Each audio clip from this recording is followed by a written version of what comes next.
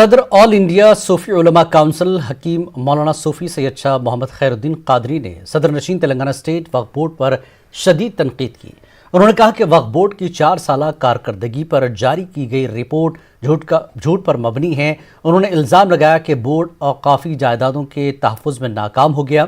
उन्होंने वक्फ बोर्ड पर आवाम को गुमराह करने का इल्ज़ाम लगाया।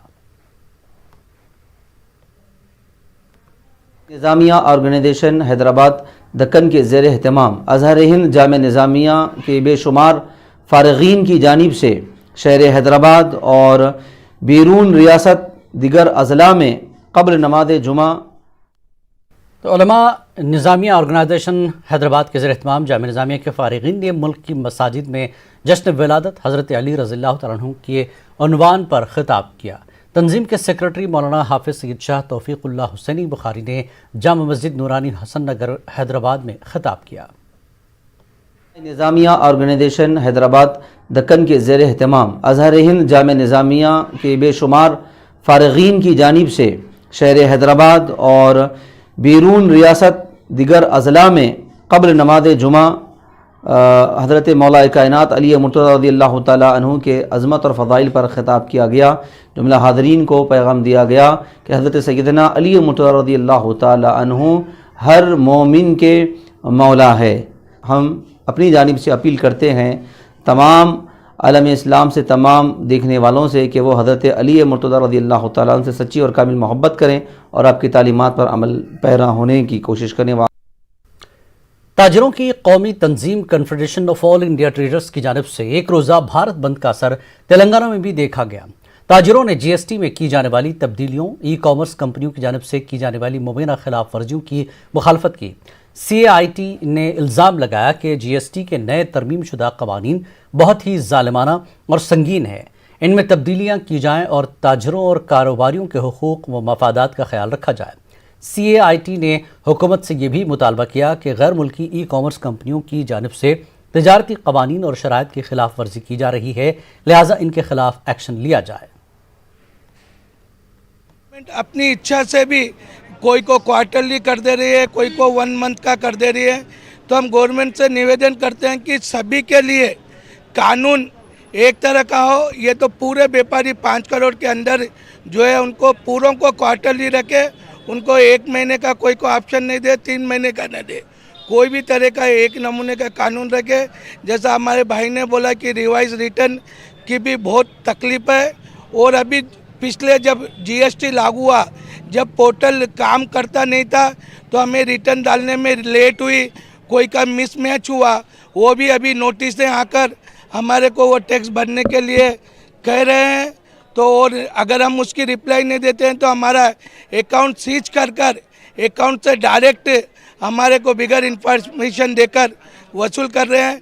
तो सभी तरह से निवेदन करते हैं कि जीएसटी को सरलीकरण करके हमारी व्यापारी भाइयों को, हमारी भावना को ध्यान में रखे। और हम तो गवर्नमेंट के बिगर पैसे के मुनीम है, जो हम गवर्नमेंट को टैक्स जमा कर उनको वापस देते हैं। बाकी दूसरे बल्दिया के और दूसरे नमूने के जो टैक्स जमा करते हैं वो अपनी तनख्वाह लेकर गवर्नमेंट से काम करते हैं। हम तो फ्री में काम करते हैं। तो गवर्नमेंट को चाहिए कि व्यापारी भाइयों की ओर ध्यान दे। हमारी ये डिमांड ये है कि सरकार ने जो कंप्लायंस जो जीएसटी में बढ़ा दिए हैं, हम उसको सरलीकरण की बात कर रहे हैं। हम सरकार से ये डिमांड नहीं कर रहे हैं कि आप टैक्स को कम कीजिए, बेसिक कीजिए।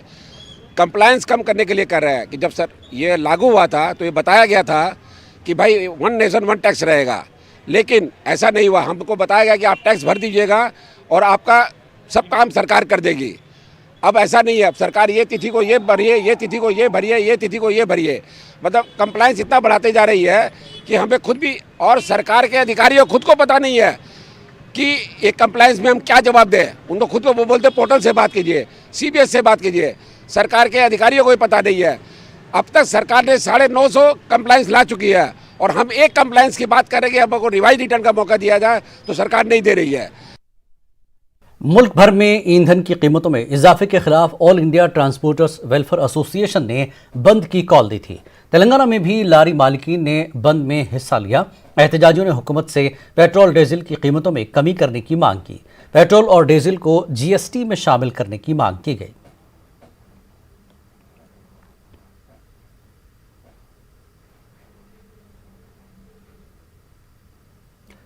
तेलंगाना कांग्रेस की वफद ने रियासती गवर्नर तमिलिसाई सौंदरराजन से राजभवन में मुलाकात की। कांग्रेस लीडरों ने रियासती गवर्नर से वकला जोड़े के कत्ल की सीबीआई के जरिए जांच कराने की रियासती हुकूमत को हिदायत देने की अपील की। कांग्रेस वफद की सदारत तेलंगाना प्रदेश कांग्रेस कमेटी के सदर उत्तम कुमार रेड्डी ने की। उन्होंने इल्जाम लगाया कि पुलिस शफाफियत से काम नहीं कर रही है। पुलिस एहलकार इंसाफ के बजाय हुक्मरान जमात का साथ दे रही है।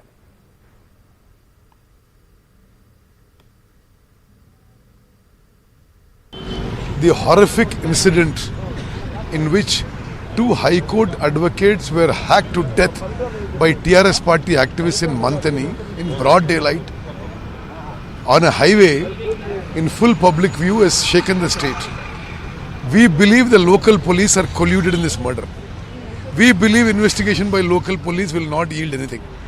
We have come to the Honorable Governor to request her to order a a court-monitored CBI probe. We are also shocked and it is shameful. The Chief Minister, who holds a law and order subject, has not only not condemned the murder, or he has not assured any speedy justice to the deceased family. There is some conspiracy going on in the investigation. Definitely, we feel police also have a role in the murder. There is a huge sand mafia running there with all the ruling party members. So we want a court-monitored CBI probe. We are not going to leave it like this.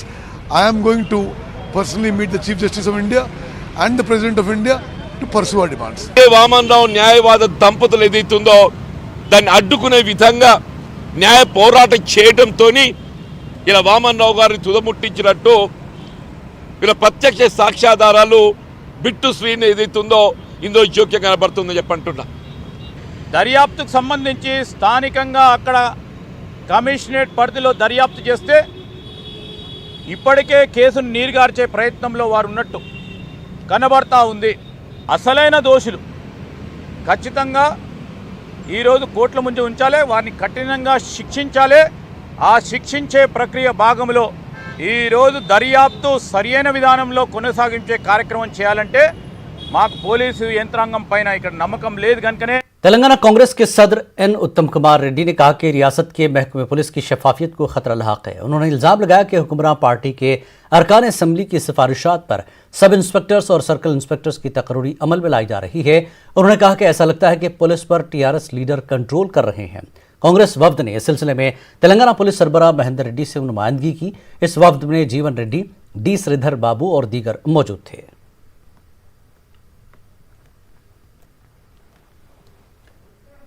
RSS सरबराह Mohan Bhagwat ने जिला आदिलाबाद का दौरा किया। उन्होंने किसानों से मुलाकात की। भागवत ने किसानों को मुत्तहिद रहने की अपील की। उन्होंने कहा कि किसान तंजीमें मसाइल को हल करने के लिए होना चाहिए, न कि एहतजाज के लिए।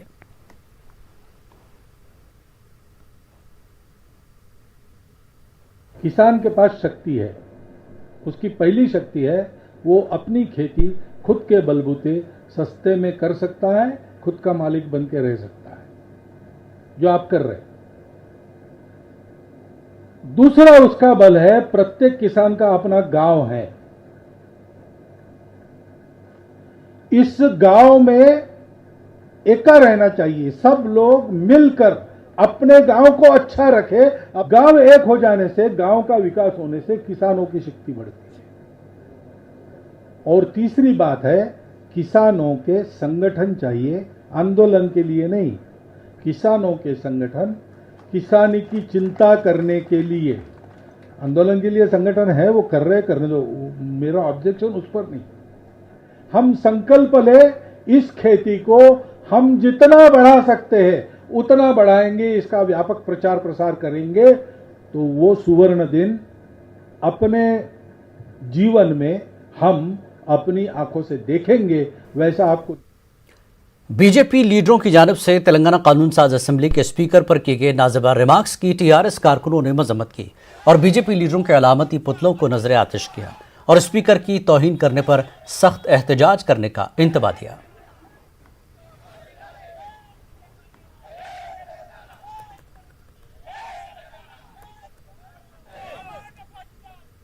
यहां रुकेंगे ब्रेक के लिए। ब्रेक के बाद रुख करेंगे आंध्र की खबरों का।